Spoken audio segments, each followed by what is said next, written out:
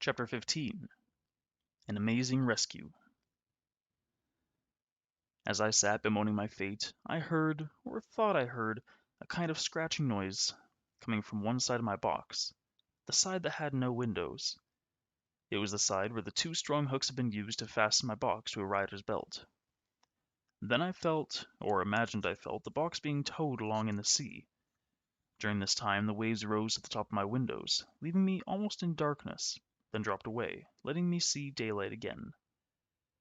Do I dare hope that someone is out there, rescuing me? I wondered. But how could it be possible?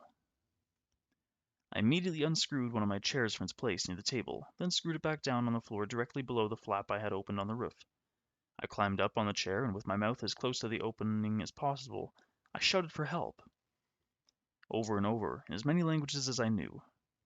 Then I tied my handkerchief to the tip of my sword and pushed it through the hole. As I waved it frantically, I told myself, perhaps a ship is near. The seamen will see that there's a poor soul inside this box, even if they can't hear me call. But all my shouting and waving were of no use. My box continued to be pulled along for the next hour until I felt it slam against something hard. Then I heard the noise of a chain being pulled through the ring on my roof, and I felt my box slowly being lifted out of the water. I pushed my sword and handkerchief through the opening again and repeated my calls for help until I was hoarse. Suddenly feet began trampling on my roof, followed by voices, Englishmen's voices, shouting to each other. Then, through the opening in my roof, came the words, "If there's anyone inside this box, speak up now!" "I'm here!" I called with a joy I never believed I could feel. "I'm an Englishman who's just gone through the worst disaster anyone ever experienced. I beg you, please rescue me from this box, from this prison I'm in." "You'll be fine, my good man," replied the voice. "We've got you fastened to our ship, and we're sending our carpenter down to saw open the top of your box to let you out." "You needn't do that," I shouted. It'll take too much time. Just let one of your crew put his finger in the ring at the top and pull the entire box with me in it out of the sea." "Ha! He expects one man to pull a 12-foot wooden box onto the ship with just his finger," called a voice from above. "He must be mad." "What does he think we are, giants?" called another voice.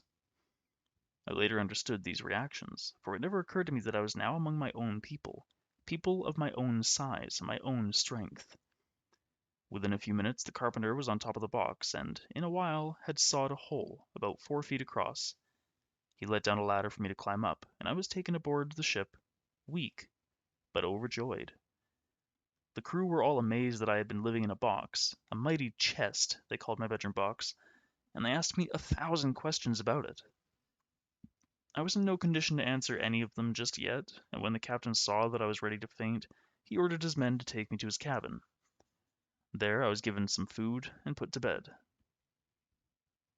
Before I went to sleep, I explained to the captain, "Sir, I have some very valuable furniture in my box, a bed, a cabinet, 2 chairs, a table, a hammock, and fine silk quilting on my walls.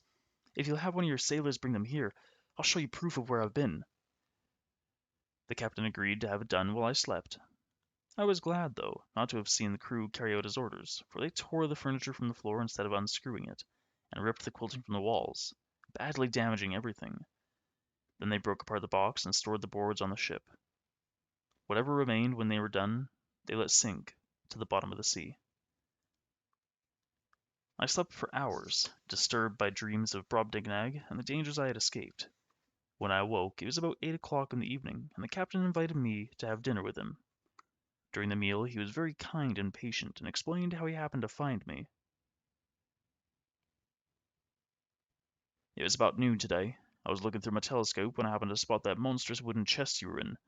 I was too far away to make out exactly what it was, so I sent some men in my longboat to find out. Well, you can imagine how frightened they were when they came back to report that they had discovered a swimming house. I laughed at them, of course, but went back out with them to see what craziness they were talking about. I also took along a strong chain, just in case we wanted to take this strange object back to the ship." "And I am so pleased that you did, sir." "Well, I saw the windows in your swimming house, and the hooks on one side. I had my men fasten the chain to one of the hooks, and we towed the house back to the ship. There we fastened another chain onto the ring at the top, and raised it. But we could only get it 3 feet out of the water with our pulleys. And that's when I stuck my sword and handkerchief out. Oh, and that's when I stuck my sword and handkerchief out of the hole at the top and called you. Yes, and that's when I realized that some poor soul was inside. Tell me, Captain, at about that time, did you notice any large birds flying about? Why, yes, we saw three eagles in the distance. They were very high up, so I couldn't tell the size, but they didn't seem any larger than eagles we usually see. And how far were we from land when you rescued me? Hmm, at least 300 miles. That's impossible, I exclaimed. I had only been away from Brobdingnag 2 hours before I was dropped into the sea. I couldn't have traveled that far from land. Brobdingnag? He said, looking at me strangely. Are you sure you're feeling well, after all? Perhaps you need to rest your brain some more, my good man. No, no, no, sir, really, I'm quite well, and as sane as I've ever been in my life. Well then, he said seriously, are you well enough to tell me of your travels and how you came to be set adrift in that monstrous wooden chest? Have you committed a crime? I've heard of criminals being set adrift as punishment. If that's the case with you, I'd be forced to put you ashore at the first port we reach.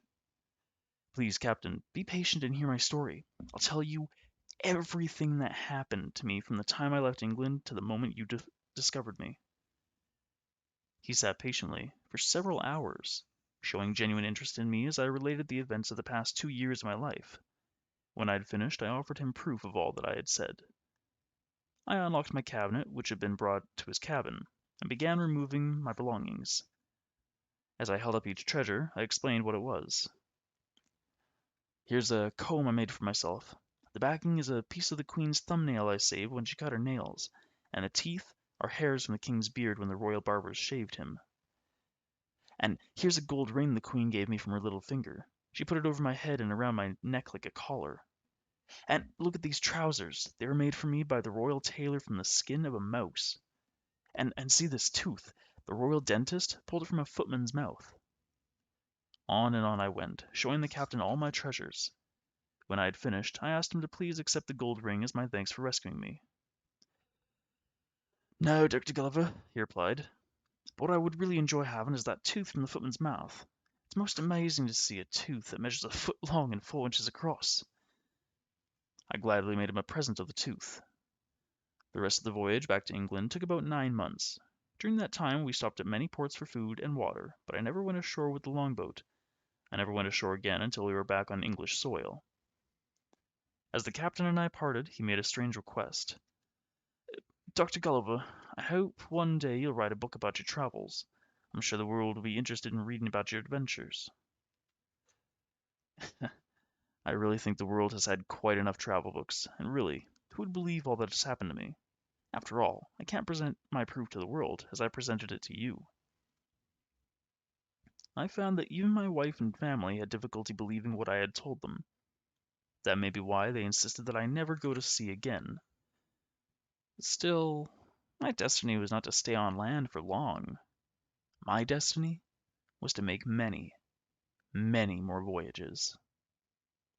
And that, my young readers, is another story.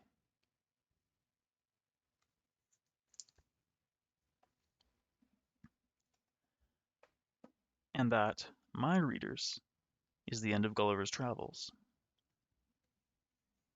Written by Jonathan Swift.